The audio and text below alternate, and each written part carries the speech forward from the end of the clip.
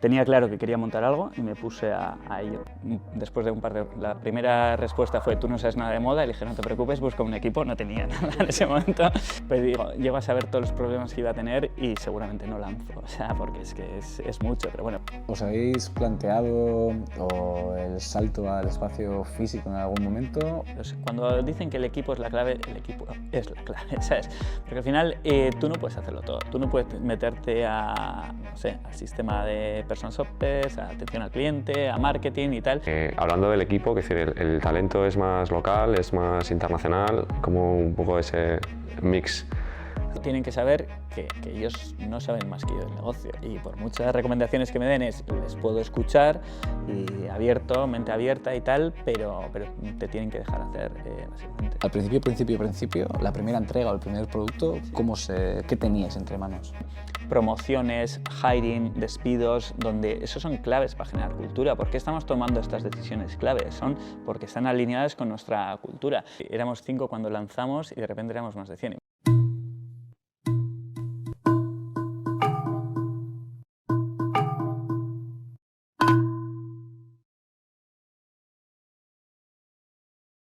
Bueno, pues listo, va egun, ongi etorri Oyer Urrutia, CEO y fundador de Lo Quiero. Es que ricasco por venir a otro episodio de Entre Líneas. Ta Oyer, si te parece, empezamos ya con la salsa. CEO y fundador de Lo Quiero, ¿qué es Lo Quiero? Lo Quiero es un servicio de personal shopper online. Cómo funciona es en base a un perfil que rellena la clienta en nuestra web, con información de sus preferencias, sus gustos, su presupuesto, etc. Una persona shopper del equipo de Lo Quiero, con la ayuda de nuestros algoritmos de recomendación, seleccionan 5 prendas para la clienta, recibe la caja en casa, con también una nota personalizada, con ideas de cómo combinar pues, las prendas para generar looks, etc.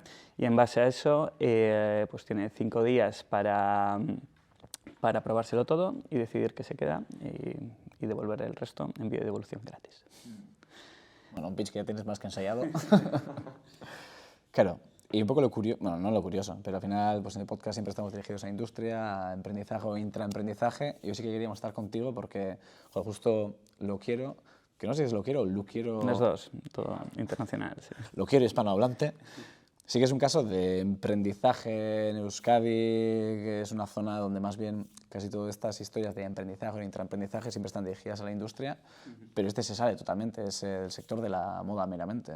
Sí. ¿Cómo se da este origen o esta situación? O sea, por ningún motivo específico. O sea, yo cuando estaba... Bueno, tenía claro que quería montar algo y me puse a ello, básicamente, a leer sobre modelos de negocio, tendencias tecnológicas, y un poco lo que hice también es listar modelos que me interesaban o que veía que estaban tirando a nivel pues, mundial o en Estados Unidos, y sectores, ¿no? Entonces, sectores que me parecían interesantes. Y el sector de la moda, que es un sector muy grande, un poco anticuado también, bueno, un sector donde el online estaba creciendo claramente, pues me parecía un sector interesante, porque al ser tan grande y creciendo, etcétera, pues seguro que había una posibilidad de montar algo disruptivo, ¿no? O de encontrar el nicho. Y al final, pues lo que veía era que había muchos modelos de suscripción, pues, con cosmética, otro tipo de productos, etcétera, y nada en moda, ¿no? Entonces, bueno, así es como llegué a este modelo, que pensé, pues se puede hacer lo mismo, ¿no? Pues unas cajas de suscripción, pero de forma personalizada, porque en moda no puedes enviar la misma caja a todo el mundo, tiene que ser de forma personalizada, ¿no? Entonces ahí es donde recordé que 3 años antes había estado en Berkeley haciendo el intercambio del MBA, y ahí me habían hablado de un modelo parecido, lo estudié, vi que tiraba bastante fuerte, y nadie haciéndolo en Europa, entonces decidí lanzarlo. Entonces, un poco casualidad, no es que a mí la moda... Si te preguntaras cuál era tu relación con el mundo de la moda, si era más bien que era tu pasión desde pequeño, el mundo del estilismo, de la moda, dijiste, venga, me aventuro, o si era más, me gustan los negocios y hay una oportunidad en un sector que parece interesante. No, sí es verdad, y en Berkeley también, que di la asignatura de Venture Capital y Private Equity con 3 inversores, cada uno de un fondo, que aprendí muchísimo ahí. ahí bueno, desarrollamos un poco los criterios, ¿no?, de inversión, pero bueno, apliqué los mismos criterios. Y uno de esos criterios es que me gustase. Entonces, la moda, que es visual, dinámica, cambiante, que es, bueno, que le ayuda a la gente a expresarse y tal, era algo que me gustaba. Entonces, tenía claro que no me iba a meter en un sector que no me gustase, ¿no? Entonces, pero mi experiencia no había tenido experiencia trabajando en moda, ni estudiando, ni nada, era más como cliente y bastante frustrante. O sea, ir de tiendas, no saber, o sea, no saber. Y nada, pero bueno, poco a poco, pues lo que hice, de hecho, fue rodearme de gente que sabía. Lo primero que hice, los 2 primeros fichajes, fue una persona shopper con mucha experiencia y un director de compras con mucha experiencia también en moda y nada más. O sea, en los primeros 6 meses todo lo demás lo externalicé. ¿Y cómo les convences de esa idea? Me refiero, dices, no tengo demasiada, me gusta la moda, tengo ganas de petarla, es un sitio que opciona a tener una innovación disruptiva, ¿te animas? Sí, esto fue suerte también en parte.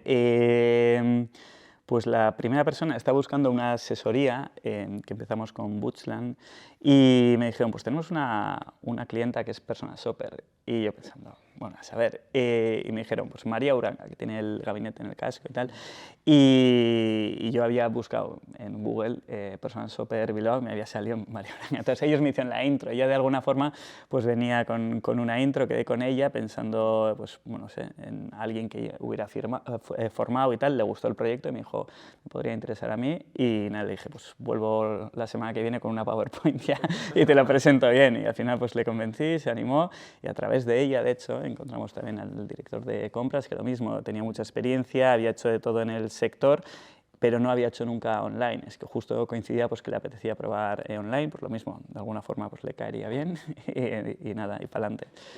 Y sí, para qué te iba a comentar, al principio entiendo que también igual tendrías un poco síndrome del impostor, ¿no? Que siempre se habla cuando, bueno, no ya cuando te lanzas a emprender igual por primera vez o lo que sea, sino también hablando de, oye, estás hablando con personas que son profesionales del sector, tú vienes un poco de fuera del sector, entonces no sé si hubo ahí un proceso también de aprendizaje por tu parte antes de encarar ese tipo de relaciones, o fue más, oye, ¿qué crees que fue el factor por el que se animaron a hacer equipo contigo? Sí, o sea, síndrome del impostor no solo al principio, tarda bastante tiempo en irse. Es decir, bueno, estoy liando aquí a un montón de gente y no sé muy bien ni a dónde voy. Pero yo creo que lo que les convenció es pues cómo les expliqué la oportunidad, ¿no? Y al final pues esa reunión donde explicas el proyecto. O sea, yo lo que traía era más la experiencia pues, del mundo de la inversión o del mundo también de la empresa, ¿no? Del MBA, etcétera, de Estados Unidos. Y eso es un poco lo que les convenció. Entiendo que verían liderazgo en mí suficiente como para sacar esto adelante. ¿Sí? Y en este sentido, o sea, en la fase inicial, ya estos primeros pasos, tienes a este primer equipo motor, tienes la idea, pero ¿cómo se empieza a construir? Porque hoy en día sí que tenéis ya una infraestructura bastante importante para estos envíos y demás. Al principio, la primera entrega o el primer producto, ¿qué teníais entre manos? Entonces, yo tuve la idea en abril, 6 de abril, me acuerdo, y constituimos la empresa. Yo estaba trabajando en un family office y, bueno, había entrado un proyecto que no iba a salir del todo, etcétera, y entonces, pues bueno, tiré por aquí, se lo presenté. Después de la primera respuesta fue, tú no sabes nada de moda, y le dije, no te preocupes, busco un equipo, no tenía nada en ese momento. Y bueno, les convencí para invertir el seed investment, básicamente, y en junio ya constituimos y empezamos. Ya tenía pues, la primera persona. Y en 7 meses ya habíamos lanzado Lo Quiero en España. La verdad que hoy en día, de hecho el otro día cuando nos mudamos aquí al BAT, estábamos limpiando papeles y encontramos el primer roadmap y es como, en 3 meses montamos esto tecnológicamente, y se lo enseñaba al CTO y demás, mira lo que hicimos en 3 meses y lo que tardamos ahora en hacer. Pero bueno, básicamente fue eso, 7 meses que sí, yo lo recuerdo y digo, es que no sé cómo lo hicimos, porque teníamos a las personas de moda, que fue mucho centrarnos en el quiz a la clienta para saber qué tipo de información necesitábamos para asesorar bien, buscar las marcas, el stock inicial para lanzar Y luego externalicé la parte de tecnología con Gailen y la parte de marketing con una agencia en Madrid. Fiché un par de becarias para el lanzamiento de Lane y ahí entonces fue pues bueno, currar hasta las 12 casi todos los días, pero con mucha pasión, entonces tampoco no pasa nada. Es como pues bueno, todo el día pensando en esto, todo el día trabajando en esto y nada, bien. O sea, fue pues montar todo a la vez y tirar para adelante. Sí. Siendo muy flexible, ¿no? Porque al final, digo, siendo con un equipo muy flexible para esa primera etapa de validar, ¿no? Al final, bueno, validar o ir descubriendo un poco más el modelo, ¿no? No gastar demasiado en estructura, pues porque tampoco teníamos mucho dinero. Lo que sí fue clave yo creo que fue establecer una fecha. Y también fue un poco suerte, porque estábamos en junio y me explicaron que las temporadas empezaban pues, en marzo, más o menos, la primavera-verano, pues febrero, marzo, y septiembre, otoño-invierno. Entonces había que lanzar en marzo, porque es cuando llegaba el stock de primavera-verano. Y dijimos, pues lanzamos el 15 de febrero. Queríamos lanzar el 1, creo, y lanzamos el 15 de febrero. Pero al ponerte esa fecha, de alguna forma, pues tienes ese deadline y tienes que llegar, y todo el mundo pues, hicimos que llegase. ¿Y cuál era el producto? O sea, ya no entiendo... Claro, esto no era un MVP, era un lanzamiento de producto final, ¿no? Al mercado. Sí, o sea, no sé si es MVP o no. Obviamente se ha desarrollado mucho desde entonces, pero sí, era la web y tenía muchas funcionalidades, pues, los envíos, los cobros, etcétera. Creo que teníamos incluso el refer a friend. Sí, era el producto mínimo. Desde el punto de vista de stock, pues también lo que podíamos. Teníamos ahí 4 burros, o sea, muy poco para lo que tenemos hoy en día y tal, pero bueno, con eso poco a poco fuimos tirando. Y luego a medida que marketing, sí que me acuerdo el día antes de lanzar un vértigo enorme, de decir, todo lo que hemos hecho, toda la gente que lía esto, y a ver si esto le interesa a alguien. Y nada, el primer día entraron 20 pedidos, que yo creo que la mitad eran amigos y familiares, los otros no sabes de dónde llegaban, y luego cada día eran 10, 10, 10. Sí que me acuerdo que en Semana Santa, de repente, un día, mirando ahí el RP, que no entraba ninguno, 0. O sea, decías, buah, esto tal, y de repente entró uno, que tengo dudas de si fue mi ama, de hecho. Y de repente, más adelante, con la agencia de marketing y tal, pues sacamos una influencer que no la conocía mucha gente y la petó. O sea, un pico de repente impresionante y tal, y bueno, ahí empezamos a fichar gente, etcétera. Y sí, a partir de ahí era como cómo escalamos esto y pues empezar a invertir en sistemas internos también. O sea, priorizamos mucho sistemas de stock, que es la clave, tener un stock adecuado para la clienta, sistemas de personal shoppers para poder escalarlo, etc. Entonces, bueno, así fue un poco la historia. Y en este sentido, o sea, antes de ese lanzamiento el 15 de febrero, ¿habías hecho alguna especie de, no sé si validación, entrevistas, potenciales clientes o ese trabajo de campo? Sí, eso desde el principio. Preguntamos a gente cercana, les hacíamos el quiz también, veíamos un poco en base a ese quiz que elegiríamos, e incluso antes de empezar a montar esto, pues hablar con gente, oye, ¿qué tal te suena esto? ¿Crees que comprarías en este tipo de servicio? Y bueno, más o menos parecía que sí, que había encaje, que había una necesidad pues bueno, de descubrir nuevas marcas, nuevas posibilidades de moda, etcétera, que el factor sorpresa parecía que podría encajar también, que la gente decía, pues yo compro online y cuando me llega la prenda que la he visto, pues me hace mucha ilusión porque, o sea, la he visto online, pero no sé cómo es. Dice, esto, que no sé lo que me va a llegar, pues es como puede ser una experiencia de sorpresa importante. Entonces, poco coges también confirmation bias, ¿no? Coges un poco lo que te anima y para adelante también. O sea, yo reflexionando digo, llego a saber todos los problemas que iba a tener. O sea, lo que pensaba que iba a ser un problema, que por ejemplo era montar los looks, pues al final es o sea, montar unas fichas que enviamos con unos looks de inspiración para la clienta, pues no es nuestro mayor problema, digamos. Pero digo, llego a saber todos los problemas que iba a tener y seguramente no lanzo, o sea, porque es que es mucho. Pero bueno, básicamente lo que quiere decir que también va de tirar para adelante y ir resolviendo los problemas a medida que van surgiendo.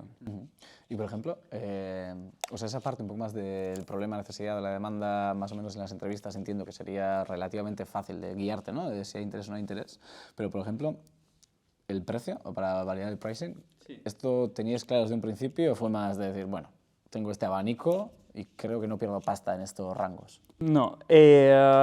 Vosotros lanzasteis con precios, o sea, ya la primera versión era con, o sea, tenía un esquema de precios, no era como, bueno, prueba X días, sino era más... No, a ver, a nuestro precio, nuestro pricing realmente lo marca la ropa que vendemos, y teníamos bastante claro que queríamos ir a un público amplio, a mainstream, y ya está, compramos en base a eso.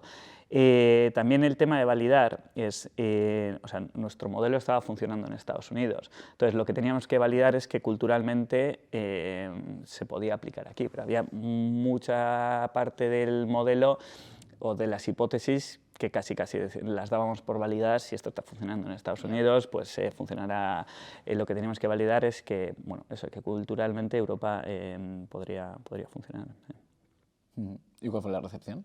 La recepción fue muy buena, pues porque ya empezamos a facturar bastante desde el principio, los unit economics eran buenos, la gente se estaba quedando con bastante, la repetición era buena, los márgenes eran buenos, y ahí es cuando decidimos que la oportunidad era europea, y ese mismo año lanzamos en Francia también. Ahí se abrió un poco los dos caminos, que era, lo hacemos pequeño, sostenible, rentable desde el principio, etcétera, y vamos creciendo poco a poco, o vamos a por la oportunidad europea, con venture capital, crecimiento rápido, etcétera, y bueno, pues decidimos lo segundo. Pero ahí visteis, igual era porque el mercado os llevaba hacia ello, o sea, visteis que era un modelo que se podía replicar y que pueden salir competidores rápidamente, entonces igual había que crecer muy rápido para posicionarse. Sí que estaba el tema de que, bueno, si los estadounidenses venían a Europa, pues querías estar en Europa, pero en cualquier caso también es, bueno, pues Europa es muy grande, España pues es una pequeña parte, y veíamos que la oportunidad era, pues, europea, con todos los retos y todas las incertidumbres que eso suponía. Yo el lanzamiento de Francia también, tía, si es que no sé nada de las francesas, ¿sabes? Ya les va a encajar, nosotros vamos a poder asesorarlas y tal. Y sí, nos traíamos a las francesas aquí, a las personas súper francesas, las traíamos a Bilbao. En ese momento digo, ya va a haber alguna que se quiera venir. Pero bueno, teniendo pues Toy Iparralde cerca, etcétera, pues sí que conseguimos traer gente. ¿Por qué fue Francia? ¿Por proximidad? Sí, por cercanía. Hay una teoría de la internacionalización y tal que dimos en el MBA, y uno de los factores principales era la cercanía, según la teoría de un montón de estudios y demás. Sí. Y, a ver, Portugal está cerca, pero ya puestos nos vamos a Francia, que es mucho más grande y tal. Y sí, y desde entonces Francia ha sido nuestro mercado principal y muy bien, muy clave. O sea, el mercado principal es vuestro. Y fue súper clave lanzar Francia e internacionalizar, y desde entonces ya estamos en 12 países, estamos en toda Europa. Este año hemos lanzado Suiza y Suecia, que nos faltaban, y bueno, pues sí, clave. Y además se nos da muy bien, o sea, es fácil para nosotros abrir nuevos países, y bueno, al final es, una vez ya montado el modelo y toda la tecnología, todos los sistemas, etcétera, pues internacionalizar el impacto, esfuerzo, pues es muy alto. Porque a nivel, por ejemplo, de expansión, entiendo que a nivel de infraestructura también tenéis que hacer una especie de ampliación o mantenéis instalaciones para toda Europa. No, o sea, tenemos todo centralizado desde aquí, pero lo que tenemos que hacer es adaptar el idioma, a veces divisa, a veces aduanas, pero bueno, temas fiscales y todo eso también, pues al final lleva un poco, que es un tema que se está moviendo a nivel de Europa, ¿no? Que la nueva comisión, etcétera. Creo que han montado un tema de startups y que querían, bueno, he leído algo, por lo menos en LinkedIn últimamente, que se está hablando de intentar bueno, homogeneizar un poco toda la parte fiscal, etcétera, porque sí, es verdad, comparado con Estados Unidos, en Estados Unidos lanzas un idioma, no tienes ningún tipo de barrera, etcétera, y aquí, pues bueno, para internacionalizar es mucho más complicado. O sea, nosotros tenemos que hacer sobre todo adaptar el idioma y luego tema transporte, o sea, buscar el transportista que te lo haga de forma eficiente en ese país, y bueno, y luego buscar pues las personas locales, hay cositas, pero bueno, que no es tanto. Es más tanto entiendo que la operativa local, digamos, ¿no? O más temas legales que lo que es el propio producto, ¿no? El propio producto, en ese sentido, lo puedes ¿no? replicar fácilmente. Y en este sentido, tú ya cuando empezaste con Lo Quiero, metiendo un poco la parte en ese valor diferencial que tiene la tecnología, ¿ya tenías claro que se iba a utilizar para escalar este modelo, o cómo viste un poco esa necesidad de utilizar la tecnología como palanca? teníamos clarísimo que íbamos a apoyarnos en la tecnología desde el principio. Invertimos desde el principio, pues, no sé si la mitad del budget siempre iba a tecnología. También empezamos a aplicar algoritmos o a desarrollar algoritmos desde el principio. No desde el principio, o sea, lo que tuvimos claro es, hablando con gente también. Yo al principio pues hablé con mucha gente, yo no soy experto en todo, y al final hablaba con la gente, oye, ¿cómo harías esto? Pues más o menos ibas sacando la idea, ¿no? Y en el caso de los algoritmos era, primero, o sea, no vamos a centrarnos desde el primer día, vamos a recoger los datos, y una vez tengamos los datos ya, pues una persona me dijo, una vez tengas 1000 cajas, o sea, datos de 1000 cajas, puedes empezar a desarrollar. Entonces, desde el principio, pues empezamos, bueno, en el 17, si lanzamos en el 16, en el 17 empezamos a desarrollar los algoritmos también, y tecnología, pues, bueno, fuimos escalándolo muchísimo y seguimos invirtiendo un montón en tecnología, pues al final es lo que nos permite ir evolucionando el modelo, ir mejorándolo continuamente, escalar a nuevos países. Sí. ¿Y cuáles son un poco las tecnologías clave o el uso de las tecnologías clave que está marcando la diferencia? O sea, bueno, en nuestro caso yo te diría que, o sea, al final, aparte de lo básico que es la web, el app, las capabilities de A/B testing, etcétera, que eso hacemos mucho y que sacamos muchísimo valor de ahí, de hacer un montón de tests, etcétera. O sea, lo que más valor añadido nos trae pues sería el aplicar los algoritmos o la IA, que al final nos ayuda ayuda a la persona shopper a hacer un mejor trabajo al final.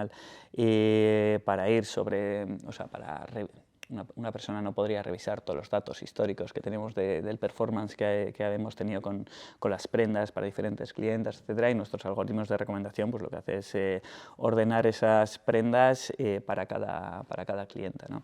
También hemos desarrollado unos algoritmos que crean looks automáticos personalizados para cada cliente, y un look pues al final son varias prendas que combinan, que son personalizados para cada cliente, ¿no? Eso es algo que yo diría que nadie tiene en el mercado, y nosotros podemos hacerlo por el tipo de, o sea, por los datos que tenemos de las clientas, ¿no? Entonces hemos enviado millones de cajas históricamente a clientas donde la persona shopper, un experto, ha estado diciendo este look encaja con estos dos looks, o sea, con estas prendas, etcétera, y en base a eso pues tenemos los datos para poder desarrollar esos algoritmos, ¿no? Entonces ahí hemos desarrollado, más allá del core del negocio, que es ese modelo de caja que he explicado, tenemos Lookin, que es un e-commerce personalizado que la clienta puede acceder después de tener la experiencia de la caja, donde pues al final, en lugar de ir a un e-commerce al uso, donde pues, se pierde un poco dentro de, pues tiene eso diariamente, recomendaciones personalizadas generadas directamente por los algoritmos. Y ahí varía mucho la nacionalidad a la hora de hacer de que pueda parametrizar el algoritmo. ¿Es una especie de algoritmo que puedes adaptar a los 12 mercados donde estáis? Sí, se adapta, sí. O sea, la nacionalidad es un input más, pero el algoritmo se adapta, no tengo que ir haciendo uno por mercado. Sí. Y en ese sentido entiendo que mayoritariamente vuestro mercado serán mujeres. Sí, o sea, ahora mismo hacemos solo mujeres. Solo mujeres. Sí. ¿Y la parte del hombre es un mercado que no es interesante? No, sí, es interesante y estamos trabajando en ello. Vale. Sí. Es el siguiente paso. Para el futuro. Sí. Yo, bueno, según te estaba escuchando, también estaba viendo que según entiendo que vais avanzando, vais teniendo más información, más datos, incluso ahora entiendo que es más foco B2C, pero en un momento dado también, ahora, esto que comentabas del look personalizado, seguro que también hay por alguna línea más por el B2B, ¿no? También, sí. Sí, no, queremos, bueno, sabemos que interesa este tipo de algoritmos, etcétera. También estamos en un momento donde estamos muy centrados en el core, en la rentabilidad, foco absoluto, pero al mismo tiempo seguimos innovando y vamos dando los pasos para poder probar esta línea de negocio, sí. B2B. Y en ese sentido, ¿os habéis planteado el salto al espacio físico en algún momento, o está clara que la presencia va a ser siempre digital, o por ahora digital? Por ahora digital. Esto, al final, tenemos mucho donde crecer digital y tal. Lo estudiamos hace un par de años, el tema físico, tuvimos conversaciones, es mucha inversión, o sea, cada tienda cuesta una pasta, básicamente, y entonces, pues lo mismo, centrarnos en el core y en dar una experiencia de clienta pues, cada vez mejor, que es lo que estamos haciendo, optimizar mucho el modelo que tenemos con los test que estamos haciendo y la evolución del modelo con tecnología. O sea, al final aplicamos también IA pues, para ayudarnos con las notas que hace la Personal Shoppers, lo aplicamos también para ayudarnos a hacer de forma más eficiente la recomendación que hace la persona en diferentes pasos, etc.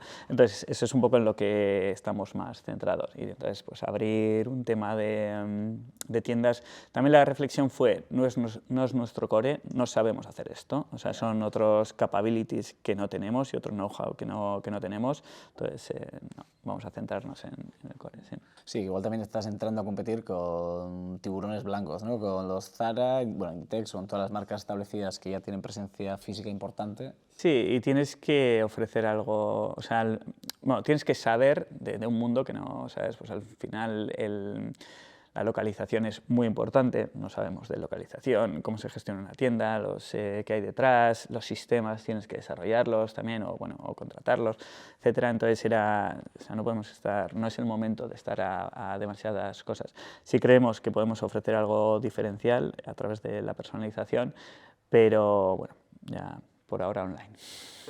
Pues sí, estos grandes grupos entiendo que ya también tienen una ventaja, ¿no? Imbatible, ¿no? Digamos, con toda la información y know-how que han adquirido en el tiempo, que es complicado también, ¿no? Joder, sobre todo el tema de la pasta también, ¿no? Es verdad que tú ahora si haces una tienda Lo Quiero, es que yo que sé, en Bilbao la haces la Gran Vía, ¿no? Prácticamente, o casi ni la abras. Sí, a ver, tenemos alguna tienda en Artea y tal, pero son de outlet, o sea, están de descuento y tal, es una vía de sacar outlet. Bueno, hemos tenido ese tipo de experiencia y es otro modelo, digamos, sí.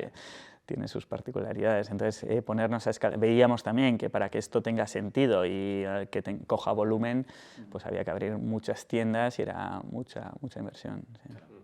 Y entiendo también que vuestras clientas, ¿cómo es un poco el combo que hacen de consumo de este tipo de tienda o de moda tradicional, que digamos, y de Lo Quiero? O sea, no sé si es una pregunta que tiene mucho sentido, pero del 100% de su cuota de ropa que compra al mes. Wallet share. En su momento lo medimos y la clienta que viene a Lo Quiero gasta más de la mitad de su wallet share anual en Lo Quiero. Pues al final, nuestra clienta es una clienta que busca descubrimiento, o sea, descubrir nuevas marcas, nuevas posibilidades de moda, etcétera, que valora el asesoramiento. Entonces, es una clienta pues, que no lo encuentra tanto en una tienda. O sea, post-pandemia, por ejemplo, cuando abrieron las tiendas de nuevo, pues el online había tenido un boom y luego, pues, cuando abrieron las tiendas, eso se reguló un poco, ¿no? Se ajustó, digamos. A nosotros no vimos ese ajuste. ¿Por qué? Porque nuestra experiencia no se sustituye con la apertura de tiendas o con las tiendas. Entonces, bueno, ya te digo, que la clienta que viene a nosotros gasta más de la mitad con nosotros. Claro, porque entonces lo suyo no es tanto que el hecho de comprar Lo Quiero, en parte sí que es eso, ¿no? Esa compra de experiencia, pero no el hecho, o sea, no comprar la sorpresa per se, decir, he comprado algo divertido, pero luego voy a seguir haciendo una compra consciente, sino que es una compra premium, que la sorpresa es casi una consecuencia más que el fin, ¿no? Lo que se busca es el asesoramiento para decir, quiero vestir bien. Eso es. Quiero descubrir nuevas opciones, porque al final creo que nos pasa a todos parecido, ¿no? Cuando vas a una tienda, pues es ABC, ¿vale? Este tipo de polo o jersey o lo que sea me funciona, pues el año que viene, al de 2 años, cuando ya no está un poco viejo, pues me compro el mismo, ¿no? Al final mucha gente pues, se siente así, comprar online no es fácil, o sea, al final hay muchísimas opciones, no sabes cómo talla, cómo es el fit, etc. Entonces acuden a nosotros pues, para eso, para intentar encontrar el fit adecuado, la talla adecuada y sacarles un poco de su zona de confort. Es lo que nos dicen, ¿eh? O sea, nosotros hemos hecho el Customer Compass y es 2/3 descubrimiento, es descubrir cosas nuevas, salir de su zona de confort, evitar intentar siempre llevar lo mismo, y también fit. O sea, mucha gente, o sea, el 50% dice que acude a Lo Quiero para encontrar el fit adecuado. Te habrá pasado, compras online y pues te ha gustado, llega y la talla o no es la adecuada, o la talla sí es adecuada pero el fit es muy grande o muy pequeño y al final devuélvelo, tal, frustración, ¿no? Entonces nosotros pues somos bastante buenos en eso. Al final trabajamos con 150 marcas y las estandarizamos.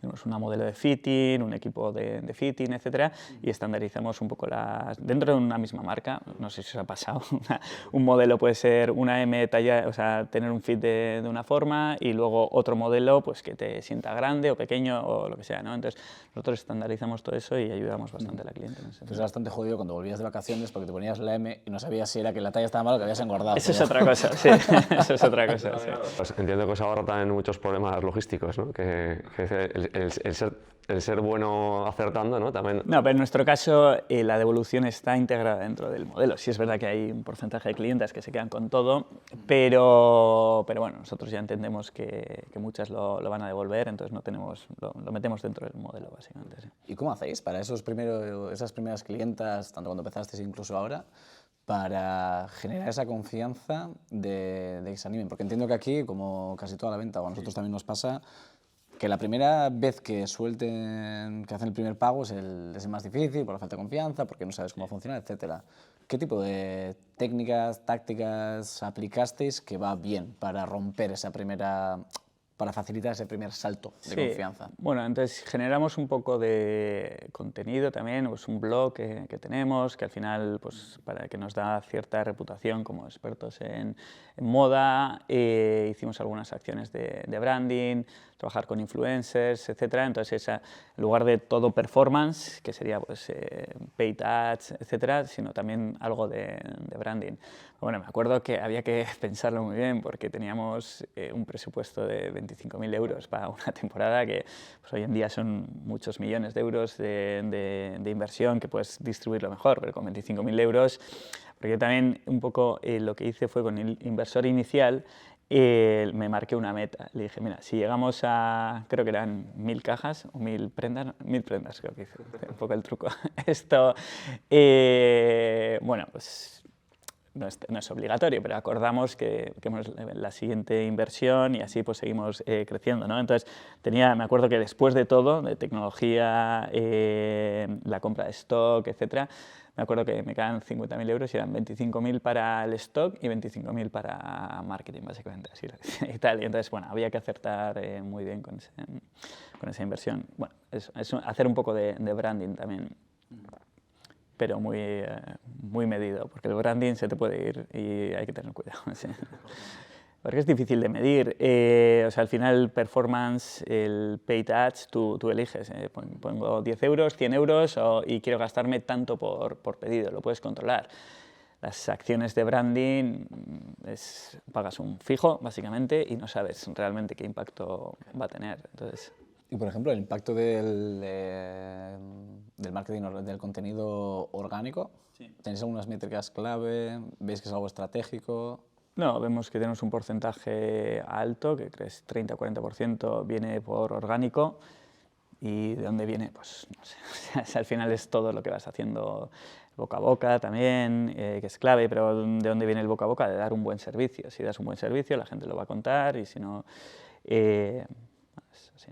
Claro, porque entiendo que en este sentido, vosotros el equipo comercial como tal no existe. No, tenemos un equipo de marketing, sí, customer support, sí, pero bueno, pues para las incidencias que pueda haber con el transportista o con lo que sea, pero tenemos un equipo de marketing que lo que hace es eso, pues acciones de marketing, básicamente, pero no tenemos comerciales, no es B2B.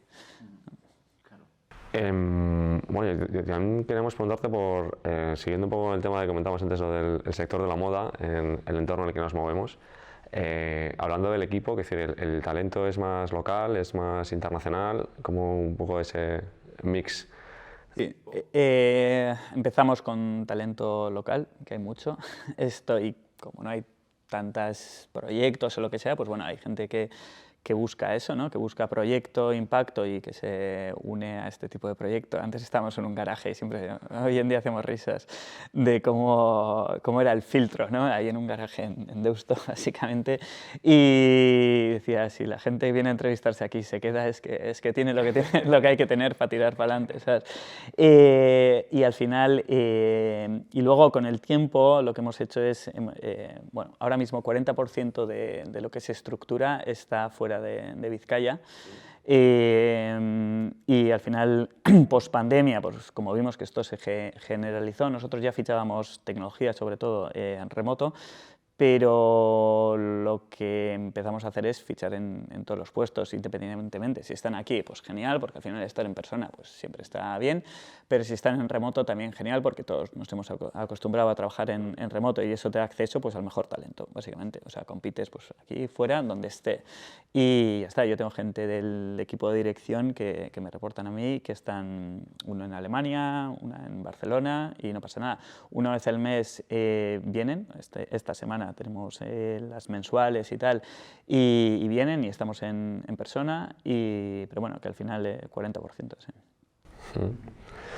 Y ya, bueno, también siguiendo un poco con el tema de equipo, ¿cómo fue porque bueno, a día de hoy, ¿cuántos sois en Lo Quiero? 300. O sea, un equipo de 300 personas. Si nos puedes contar un poco de cómo creció, o sea, cómo fue el proceso de cómo creció el hecho de crear esa cultura también de Lo Quiero. ¿Hay algún tip o algún insight que nos puedas dar? Mucho, seguramente. Pues creció sin darme cuenta, casi. Me acuerdo que creo que llevábamos año y medio, y era verano, y dije, si somos más de 100, dije, ¿en qué momento? ¿Sabes? Si éramos 5... ¿En 18 meses? Sí, sí. Sí, éramos 5 cuando lanzamos y de repente éramos más de 100. Y me fui de vacaciones una semana y era como, tengo que hacer algo sobre la cultura, o lo que sea, porque no teníamos recursos humanos ni nada en ese momento, yo creo. Y como estaba de vacaciones, tenía que hacerlo rápido, busqué un poco y encontré, o igual lo había visto en el MBA, el documento de cultura de Netflix, que está muy bien, que recomiendo que lo miréis, que es Freedom and Responsibility, que es un poco el título, y me encajaba con la cultura que yo quería, y ahí había muchos insights. No tienes que aplicar todo. También Netflix dice, hicimos esto después de salir a bolsa cuando ya éramos un bicho, o sea, antes no tuvimos ni tiempo para hacerlo. Pero bueno, ese es un poco nuestra guía también, es tener una responsabilidad clara, unos objetivos claros, pero tener libertad y autonomía para alcanzarlos, ¿no? Entonces, obviamente nos hemos equivocado mucho por el camino, porque es muy difícil escalar muy rápido, no tienes los procesos, no tienes ni yo el conocimiento. O sea, el síndrome impostor que decíamos, que había tenido casi ni había sido manager, o sea, más o menos algo, pero de repente pues llevar a 100 personas y con 30 años, esto ha sido ir aprendiendo y ir rodeándome de gente que me ha ido ayudando también. Entonces, ahí para mí el learning era, y veo algunos emprendedores también que intentan hacer eso, ¿no? Cuando estás tan metido al principio, que es como otro tipo de energía que tienes, es pura pasión, que estás todo el día, que hoy en día sigue siendo pura pasión, pero de otra forma, ¿no? Entonces, cuando estás tan metido y también por perfil, igual quieres un poco, no controlar todo, pero como hacer todo tú, ¿no? Porque tampoco tienes todas las manos, ¿no? Entonces, yo creo que el learning clave del éxito fue poner a las personas adecuadas en el sitio adecuado. Eso es, cuando dicen que el equipo es la clave, el equipo es la clave, ¿sabes? Porque al final tú no puedes hacerlo todo. Tú no puedes meterte al sistema de personal shoppers, a atención al cliente, a marketing y tal. Necesitas encontrar a la persona adecuada y darle espacio, o sea, tener pues, alineada la estrategia y los objetivos, pero darle espacio para que haga, para que vaya montando su equipo, etcétera, y para que eso vaya funcionando. Entonces, hoy en día la empresa funciona perfectamente sin mí. Luego también estructura de reuniones, cómo se hace el reporting. Nosotros tenemos que me parece clave, también un email semanal de las 3 áreas de negocio, que sería marketing, el core de negocio, que es styling, que es pues la personal shopper, compras, etcétera, y operaciones, ¿no? Entonces, tenemos una estructura de tribus, que son negocio junto producto y tecnología y data, todos juntos, trabajando juntos para un objetivo con unos KPIs claros, los KPIs de negocio que acabo de mencionar, con unos objetivos claros, y entonces van reportando semanalmente por un email que va pues, a todo el core, y entonces todo el mundo tiene visibilidad de cómo vamos y de qué iniciativas estamos haciendo, qué problemas puede haber, etcétera. Y luego mensualmente tenemos una reunión que tenemos esta semana, reuniones de tribus y una reunión de leadership team y una reunión de all hands donde compartimos con todo el mundo. Ese tipo de estructura que yo cada 6 meses iba cambiando las reuniones, iba mejorándolas, digo que no el primer día es fácil tenerlo bien, ir evolucionando todo eso fue creando la cultura. Entonces, también hicimos los valores, el documento de Netflix, OKRs, no sé qué, pero para mí la clave es esto, es cómo te organizas, cómo das autonomía a los equipos para alcanzar esos objetivos y el día a día. O sea, al final, a mí la definición de cultura que me gusta es, cultura es una forma de hacer las cosas con pasión y eso está en el día a día. Tú marcas mucho la cultura como fundador, porque es según cómo vean que tú haces las cosas, la gente va a entender que esa es la forma adecuada de hacer las cosas también, pues para que le vaya bien en lo quiero, para crecer, etcétera. Y lo mismo, pues si tú lo haces, tus managers lo harán, sus managers pues lo verán sus reports, etcétera, y de esa forma vas bajando la cultura, ¿no? Entonces, pues es en el día a día más que mesas de ping-pong y los valores en la pared, ¿no? O sea, sí, es que es una pregunta difícil de responder al final. El otro día tenía una conversación que era, me preguntaban directamente cuáles son tus valores y dices, te quedas como, joder, ¿cuáles son mis valores, no? Y lo que se me ocurrió responder era, digo, joder, al final son los hechos, ¿no? Lo que vas haciendo, ¿no? Y lo hilo un poco lo que comentabas de la cultura de Netflix y luego decir, oye, pues llevamos aquí 18 meses, tenemos que ver, vamos a organizar un poco esto, ¿no?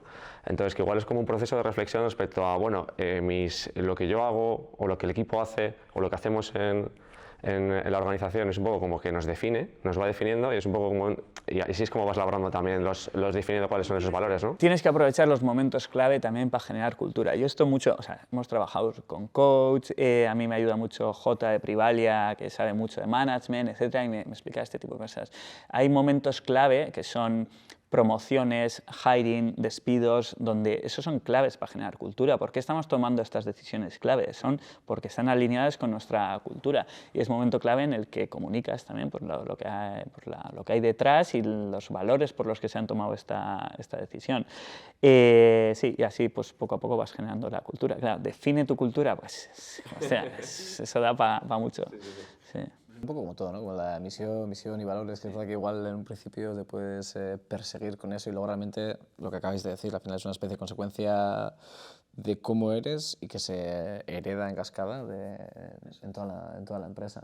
De hecho hay un libro guapo de From Good to Great, que es una especie de análisis de unas tantas empresas que llevan 20 años facturando un montón de millones y sacan una especie de reglas en común. Y la primera es, déjate de hostias, déjate de valores y demás, Sí. y rodéate, le llaman to get the right people on the bus. Sí, ¿no? sí, Rodéate sí. la gente eficaz. Sí.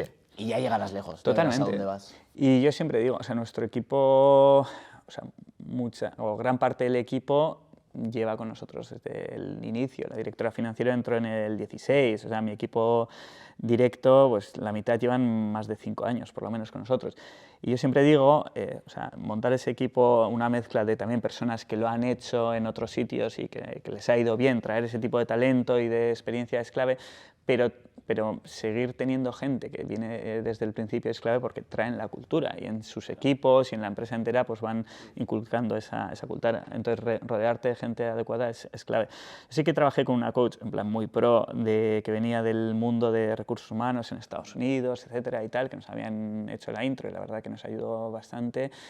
Tanto yo como mi equipo, yo le decía, pero ¿cómo inculcamos la cultura?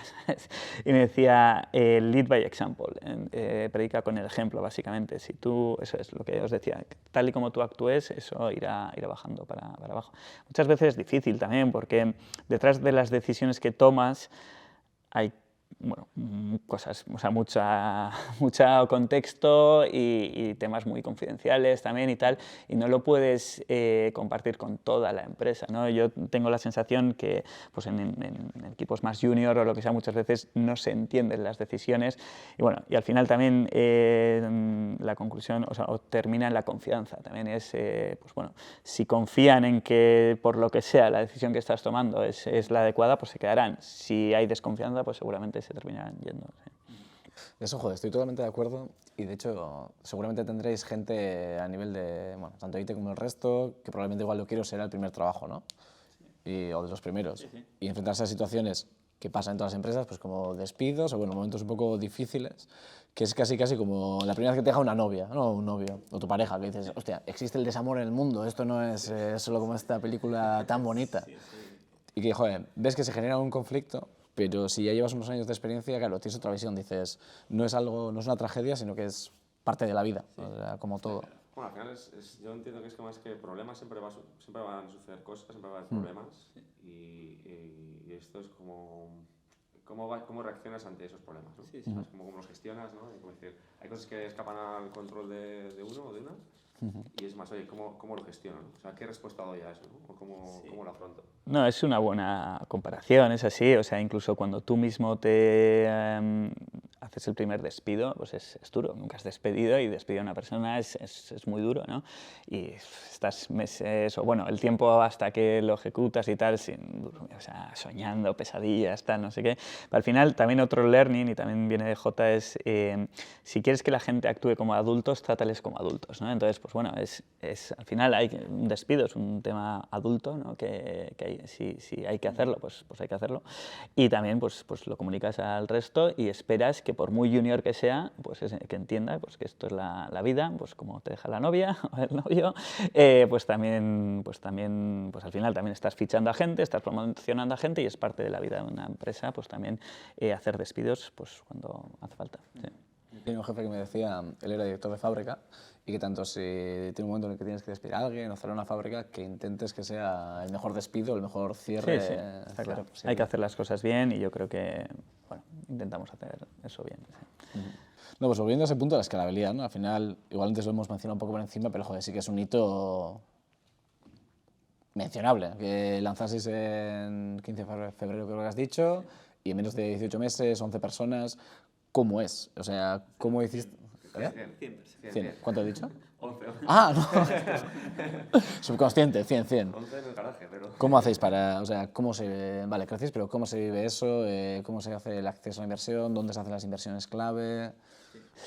Sí, entonces yo también lo mismo, ¿no? Preguntas, te rodeas un poco de gente, hablas con inversores y tal, y al final pues empiezas a entender un poco pues cómo funciona el sector o cómo funciona el sector de venture capital, ¿no? Y qué es lo que buscan, ¿no? O sea, al final ahí marca mucho qué objetivos busca un venture capital para la siguiente ronda, ¿no? Entonces, ya cuando decidimos ir por esa vía de ir a por la oportunidad europea y para eso venture capital, con todas las implicaciones que eso supone, que básicamente es tener pérdidas, con toda la incertidumbre y todo el estrés que eso supone.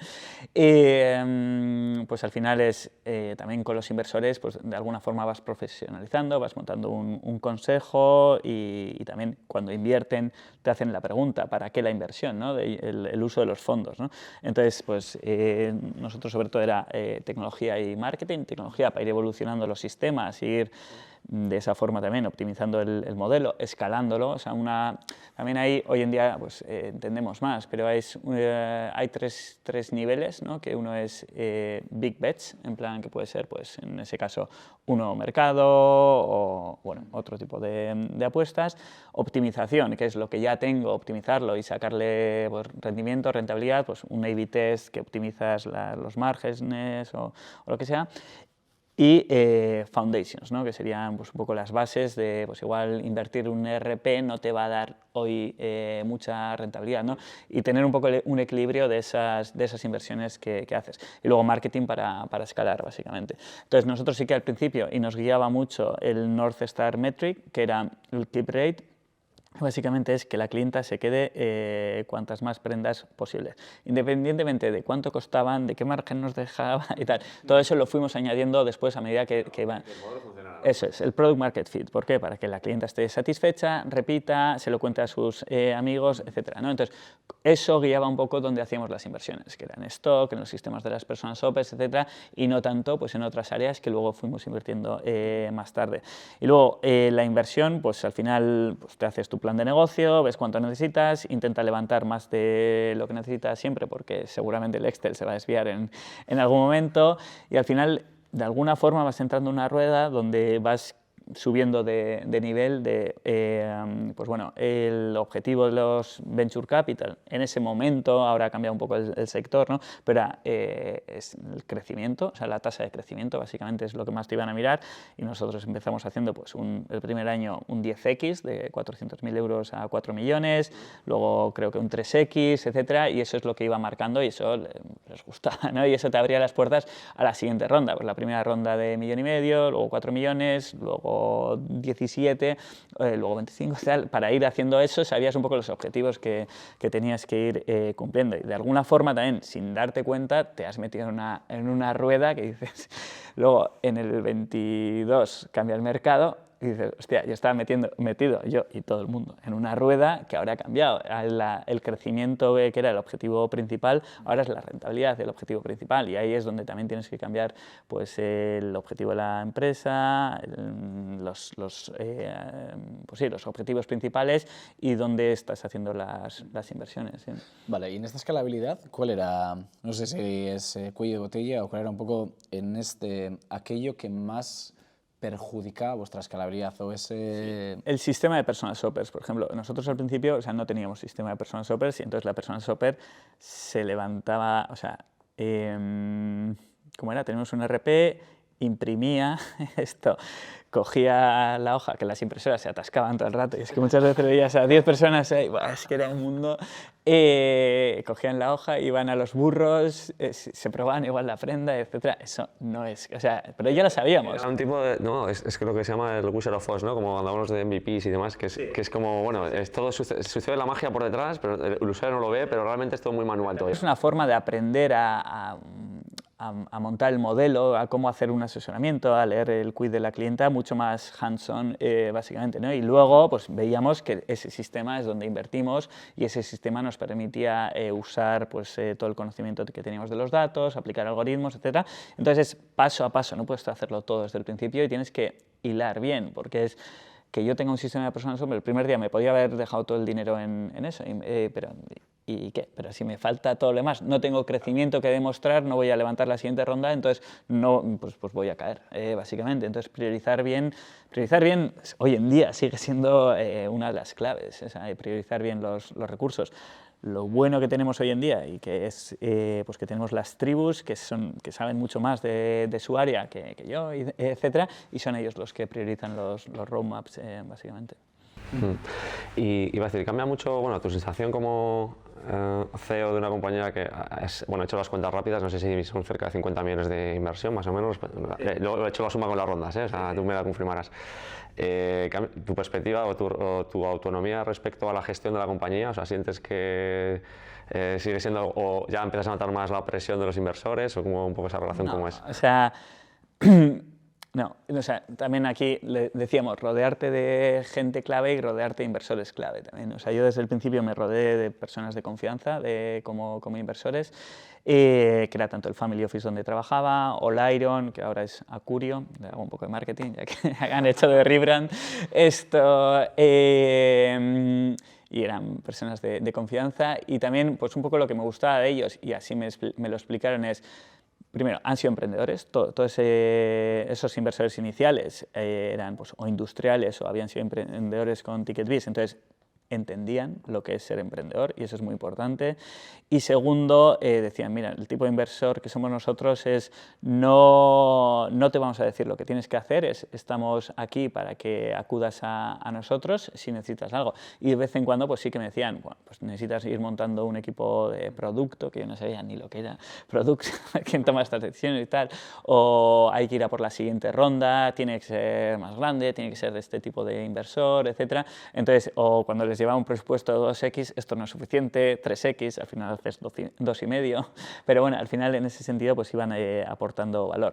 Luego, a medida que vas creciendo y vas haciendo unas rondas más grandes, pues ya va entrando un inversor más financiero, digamos, y con ese, pues bueno, quiere actuar más como financiero igual, pero bueno, es gestionar también el consejo y a los inversores, y si ven que tú haces un buen trabajo, que te esfuerzas, que tal, pues al final, o sea, no, yo siento que tengo la misma autonomía, pero dicho eso, no voy de, venga, pues yo hago lo que me dé la gana. No, o sea, tienes un consejo, que te lo tomas en serio, Sí, les tratas... una responsabilidad, ¿no? O sea, para con más Sí, stakeholders. que se sientan involucrados. Al mismo tiempo, tienen que saber que ellos no saben más que yo del negocio. Y por muchas recomendaciones que me den, les puedo escuchar, y abierto, mente abierta y tal, pero te tienen que dejar hacer, básicamente. Pero es un poco lo mismo, o sea, esto que estás diciendo, si sustituyes la parte de inversor, te pones tú en ese lugar respecto a tus cargos un poco directivos, a la gente a la que delegas, sería casi lo mismo. Es una especie de supervisión, seguimiento, es decir, va a haber unos momentos clave en lo que sí te voy a dar una orden de necesito que esto sea así por el bien de la empresa, pero luego tu día a día tú sabes más que yo, entonces confío en ti y para adelante. Y yo creo que es lo que motiva a la gente, esa autonomía es lo que, pero también, o sea,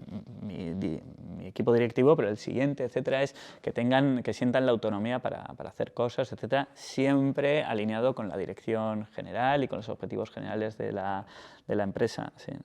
Sí, entonces, pues bueno, también es eso, los resultados tienes que mostrar con hechos, ¿no? Entonces, si vas a tener buenos resultados, por mucho que se desvíen, pero muchas veces, o sea, yo, tanto con el consejo como con la empresa, si los desvíos vienen por factores externos que no paran de pasar en el mundo, pues bueno, pues yo no le voy a exigir a nadie.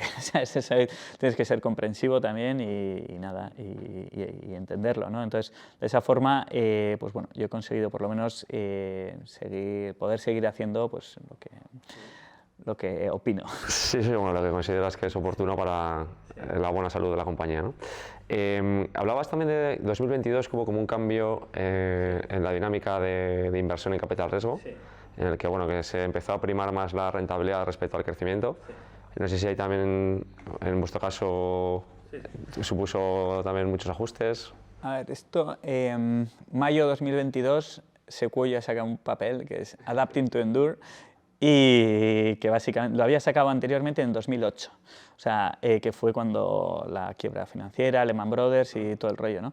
Y básicamente lo que decía es, en el de 2008 se llamaba algo así como End of Good Times o algo así. Y básicamente lo que le decía a sus emprendedores, ese paper era para sus emprendedores, y lo que decía es, ya podéis ajustar gasto y tal, porque no va a haber dinero, básicamente. Y es lo que pasó. El dinero, que en el 21 había sido un pico impresionante a nivel mundial, era muy fácil, o había mucho dinero y era fácil levantarlo, hizo menos 80%. A nivel mundial creo que era menos 60% en Venture Capital, en Growth, en Stage, ya menos 80%. Entonces, menos 80%, pues te puedes imaginar. Y además, el 20% mucho era los fondos invirtiendo en sus propias empresas, pues para darles runway y para darles una salida, ¿no? Entonces, nosotros habíamos levantado en el 21, teníamos dinero todavía, pero es que la prioridad para nada era la rentabilidad en ese momento, era el growth y tal, y de hecho estábamos, bueno. Y entonces lo que hicimos es, pues bueno, un plan, pues cambiar la dirección de la empresa, de growth a EBITDA, era el North Star Metric, y en 18 meses, bueno, 2 años ya, pues lo hemos metido en rentabilidad. Tuvimos un Q2 positivo, Q4 va a ser positivo, el año que viene va a ser positivo entero, etcétera. Hemos mejorado 20 puntos de EBITDA en 2 años, pico y pala. O sea, buscar oportunidades en todos lados, en todas las partidas principales, marketing, en margen, el gross margin, etcétera, trabajar con los descuentos, en estructura también tuvimos que reducir estructura, que es lo que ha tenido que hacer todo el mundo, etcétera. Y cambiar cambiar un poco la dinámica de la empresa con todo lo que eso cuesta, repetir y repetir y repetir hasta que se ríen de ello, que ya sabemos qué pinta. Pues voy a seguir repitiendo. Y ahora, como futuro, o sea, ¿cómo lo ves? ¿Crees que se va a mantener este requisito en la rentabilidad? ¿De repente esperas una oleada aquí a 3 años en el que se vuelva a primar la escalabilidad? Yo creo que el mundo es cíclico, ¿no? Y entonces yo creo que ahora se ha quedado, o sea, está clara que la rentabilidad, ahora mismo se va a priorizar la rentabilidad, luego será pues algo más sano, un crecimiento, bueno, ahora mismo realmente es un crecimiento rentable lo que quiere pues todo el mundo. Y en algún momento nos olvidaremos de esto y será otra vez rentabilidad y se volverá a formar una... Factores no externos porque hablando de que cada uno tiene sus stakeholders, a la vez también el fondo de capital riesgo o private equity también tiene sus LPs, tiene sus stakeholders, ¿no? Y en función de lo que ellos le van marcando, ¿no? También se tienen que adaptar a eso y son cosas que dices, bueno, van a redundar eventualmente en tu negocio y que tampoco es una cosa que puedas prevenir de un día para otro, ¿no? Que yo he reflexionado sobre esto y no lo tengo del todo claro. Por un lado digo, joder, es que no tenía que haber escuchado. O sea, cuando decían, gasta más, o sea, llevamos un presupuesto en 2021 para el 2022 y nos decían, no, con unas pérdidas abultadas, digamos, ¿vale? Y nos decían, no, gasta más, ten más pérdidas para crecer más. Y es lo que hicimos, básicamente. Y digo, ¿pero en qué momento? Si yo ya sabía, digo, ¿esto dónde va? O sea, tenemos que empezar a, ¿sabes? Pero por otro lado, si tú quieres levantar una ronda y el mercado no ha cambiado y demás, y otros están demostrando más crecimiento y menos rentabilidad, pero van a primar la rentabilidad, igual no levantas la ronda. Es que si te has metido en esa... Pero yo sí que creo que hay que intentar, que es muy difícil llevar la contraria, pero intentar encontrar más equilibrio. O sea, no dejarse llevar tanto por las oleadas del mercado y hacer lo que tú crees que es una empresa, pues crecimiento rentable, básicamente. Igual no es desde el primer día, hay que saber soportar pérdidas también, ¿eh?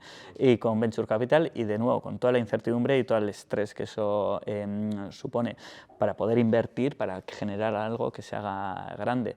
Pero con algo más de cabeza y sin dejar que el mercado te arrastre tanto si crees que no es lo adecuado. Sí, ¿no?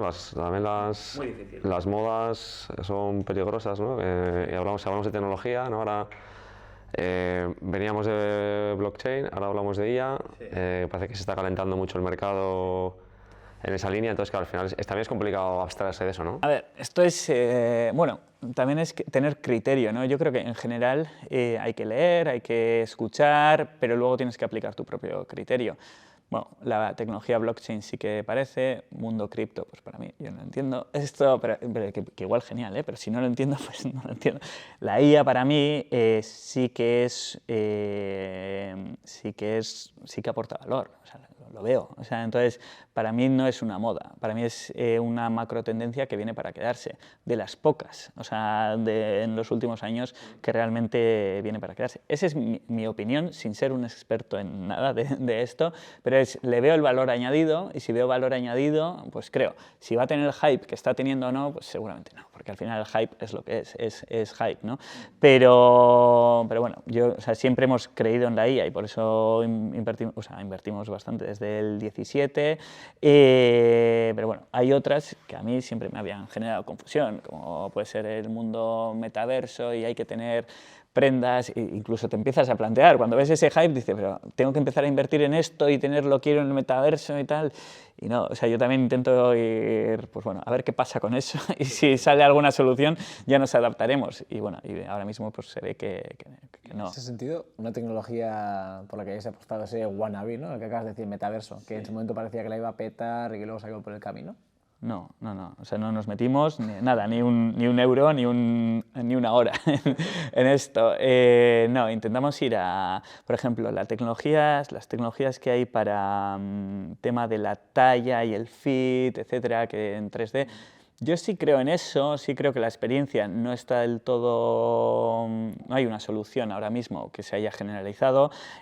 ¿Por qué? Porque hay bastantes barreras de entradas para el cliente, que se tiene que poner una cámara, que no sé qué, con un traje, o sea, lo que he visto, sí creo que en algún momento habrá una solución y cuando salga, pues nos adaptaremos, pero no vamos a estar priorizando porque nosotros estamos centrados en el core, ¿no? Y entonces... Me mola la visión un poco pragmática que tienes hacia la tecnología, ¿no? En plan, sonar un poquito los cascabeles y dices, vale, pero ¿cuál es el fin de esa tecnología más allá del hecho de que como ahora ChatGPT está de moda, todo tiene que tener ChatGPT cuando realmente lo que necesitas es una hoja de Excel? Sí, sí, sí. O sea, yo creo que hay que reflexionar en qué valor añadido pues, aporta. Nosotros ChatGPT lo usamos internamente para diferentes y nos aporta un montón de valor porque es una tecnología brutal. Pero no hay que ir dando bandazos de sale no sé qué y venga, pues hay que meterse en esto y tal. Yo soy más de, bueno, vamos a ver cómo se asienta esto y si realmente aporta y lo que decíamos, foco en el core es muy, muy importante, porque si no al final te desvías. Y hemos hecho errores, o sea, de proyectos que no han tirado como esperábamos, etcétera, y donde hemos invertido mucho, pero bueno, a la larga igual ese esfuerzo que hicimos en tecnología se puede reaprovechar a futuro, etcétera. Sí. Pero bueno, sí, pero al final siempre va a haber, aunque sea una cosa, hablamos de cambios de paradigma, o sea, quizá el último hasta la fecha sea Internet más allá de defensa, ¿no? Internet uso civil, bueno, como lo conocemos hoy en día, pues todo lo que nos ha dado. Que también tuvo su burbuja.com y también tuvo su momento de que quizás se calentó demasiado el mercado y luego una época de, bueno, vale, pues hay que como que repensar el modelo y decir, bueno, la tecnología ofrece muchas posibilidades, pero bueno, ver un poco, aplicarla con sentido, ¿no? Que igual no sé si estamos igual viviendo este mismo momento ahora con la IA, ¿no? Decir, bueno, ahora es un momento de explosión de ideas, de aplicación a cualquier cosa y que en los próximos años se irá definiendo un poco pues dónde va realmente se aporta ese valor y que puede ser igual esa tecnología que tenga que provoque también ese cambio de paradigma como en su día pudo ser. Pero hay un gráfico de eso, ¿no? Que te dice que se crea un hype de la hostia con una nueva tecnología, el mercado no está listo para soportarlo, cae y luego ya empieza a hacer un uso un poco más pragmático, más real, con toda la estructura, todo el mundo... Eso, claro, a veces también, como suele suceder eso, a veces también es complicado, ¿no? Porque, vale, siempre sabemos que va a haber un... Bueno, ya se está ajustando. Yo ya he leído que el IA o asistentes de IA para todo, que no. O sea, los inversores ya están, o sea, los venture capital que antes... O sea, siguen invirtiendo un montón en IA y ahora mismo pues, buscan IA en general, pero que IA para todo, no, internamente también hemos tenido esa reflexión y tal, y nosotros vamos a seguir manteniendo el toque humano porque creemos totalmente en ese valor añadido que aporta el humano. Dicho eso, sí que está demostradísimo que la IA está aportando mucho valor pues en ciertos procesos pues, que se pueden automatizar más, etc. Y yo sí creo en eso y seguirá evolucionando. Sí. O sea, es un proceso que resuelven problemas, optimizan tiempo, etc., ¿no? Y no es algo que usar porque... Sí, totalmente. Salvando distancia, un poco como el mundo de las táctiles, que de repente todo tenía que ser táctil y decías, joder, no, un mando a distancia, quiero notar la tecla. Vaya, bueno. Y un poco para ir cerrando también, cara a futuro, corto, medio, ¿cómo lo sientas? ¿Cuáles un poco los siguientes pasos o cuál es el devenir? Sí, el año que viene ya entraremos en ese, o sea, financieramente, en ese crecimiento rentable que nos da autonomía, básicamente, que era, pues eso, estos 2 años ha sido el objetivo principal y estamos contentos con alcanzar esa fase que también la siento como que será una nueva fase también, para lo quiero más madura, etcétera. Y lo siguiente es pues seguir creciendo pues, a través de nuevas oportunidades que una vez habiendo internacionalizado en toda Europa, pues es nuevos segmentos es donde vemos la siguiente oportunidad. Y ya la última pregunta, la que cerramos siempre, abierta. ¿Un consejo que le darías al oyer que iba a empezar con esto? ¿Un consejo que le darías ya más allá de la moda a alguien que pueda estar en Euskadi, que quiera aprender, primeros pasos, error que cometiste, que dijiste, ¿cómo no sabía esto? Sí. Y, o sea, yo, learnings y tal, o sea, uno más general sería relativizar, básicamente, porque esto es una carrera de largo, cuando estás muy metido, lo sientes muy adentro, bueno, cada problema o cada desvío, cada, no sé, piedra en el camino, pues es mucho estrés, ansiedad o lo que sea, mucho no dormir, despertarte a las 4 de la mañana, etcétera, y al final, o sea, si reflexionas un poco sobre la vida y el mundo también, pues está muy bien que estás intentando sacar un proyecto adelante, pero hay vida más allá, ¿no? Y hay que relativizar. O sea, está muy bien la pasión también y estar muy involucrado, eso está muy bien, pero intentar encontrar el equilibrio yo creo que hoy en día lo he encontrado y lleva tiempo. Y si lo hubiera encontrado antes, pues hubiera sufrido menos, básicamente, ¿no? Porque se sufre y se va a sufrir. Eso es algo que está clarísimo. Si emprendes, sea lo que sea, vas a sufrir. Entonces, saber llevar ese sufrimiento, pues yo creo que es un buen learning. Luego también desde el punto de vista de gestión, lo que hablábamos, de encontrar, o en lugar de pensar en hacer todo, intentar solucionar tú todos los problemas, invertir más, o, bueno, no lo hice mal, pero entiendo que siempre se puede hacer mejor, ¿no? Encontrar la persona adecuada en el sitio adecuado para que ellos lo monten, que ellos son los expertos de ese área. Yo creo que no es nada fácil cuando eres pequeño, no tienes recursos, etcétera, no es tan fácil. Pero bueno, incluso invertir en personas más senior con mayor salario, ¿sabes? Aunque sea una apuesta y tal, siempre dentro de la lógica, que luego veo cosas por ahí que no tienen ningún sentido. Entonces, pues ese sería un learning que yo creo que si lo haces antes te va a ir mejor en general. Bueno, y luego hacerlo desde Euskadi, etcétera. A ver, primero, desde mi punto de vista, es adquirir experiencia trabajando, lo que sea, antes de montar algo, que no sé, que igual hay casos de éxito y me equivoco, pero yo creo que es muy difícil cuando eres muy joven montar algo que funcione, pues que al final montar algo no es solo la tecnología que hay detrás, sino es la gestión, el liderazgo, etcétera, y yo mismo me veo con, pues bueno, 10 años después de montar Lo Quiero, muy diferente, mucho más maduro y mucho mejor gestor, digamos, autogestión también mucho mejor, que bueno, que es un proceso que tienes que ir haciendo y que tienes que ir creciendo y que tu equipo tiene que ir haciendo también a medida que vas creciendo, ¿no? Pero muy joven creo que puede ser complicado. Entonces, adquirir cierta experiencia de aprender a trabajar y de aprender a gestionar, y luego, en caso de que vaya cogiendo inercia, apostar por crecimiento, o sea, apostar por hacer algo grande, que yo creo que es algo que veo que falta un poco, ¿no? Y apostar con cabeza, ¿vale? O sea, lo que hablábamos, aprendiendo pues bueno, de hacia dónde nos llevaba el sector, etcétera, con cabeza, pero bueno, apostar, ir a por todas, porque al final esos proyectos que cogen escala, esas scale-ups son las que, desde mi punto de vista, marcan la diferencia, generan ecosistema, que es un poco lo que estamos intentando pues, en esta torre, ¿no? Y estaría guay que salgan bastantes y que haya gente que apueste, aunque sea más riesgo y más adrenalina, pues bueno, a tope. Algo a eso hemos venido, ¿no? Oso ondo, Oier. Pues es que ricasco otra vez por venir, por compartir este rato y ha sido divertido y hemos aprendido. Muy bien, venga, pues que ricasco soy.